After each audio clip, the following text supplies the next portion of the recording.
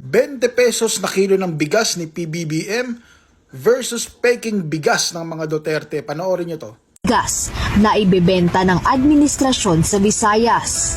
Meron akong pagdududa ha, na magbebenta sila ng 20 pesos per kilo na bigas pero hindi pang tao, pang hayop. Pag sinabi natin 20 pesos per kilo na bigas, yung pwede kainin ng tao. Yan yung 20 pesos per kilo na binibenta, yung pinapakain sa baboy. Hindi mga baboy hindi mga hayop ang mga Pilipino.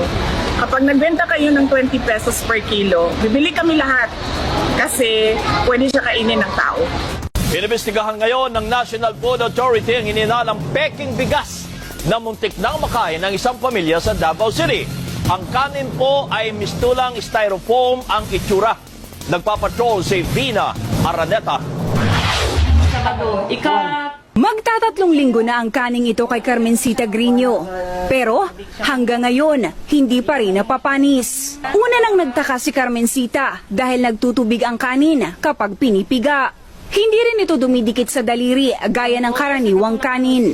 Kapag malamig, parang expanded polystyrene foam o styrofoam ang itsura. Nang sinunog, amoy kamote ito. Di panis, ma'am. Ano lang siya, yung ganyan din.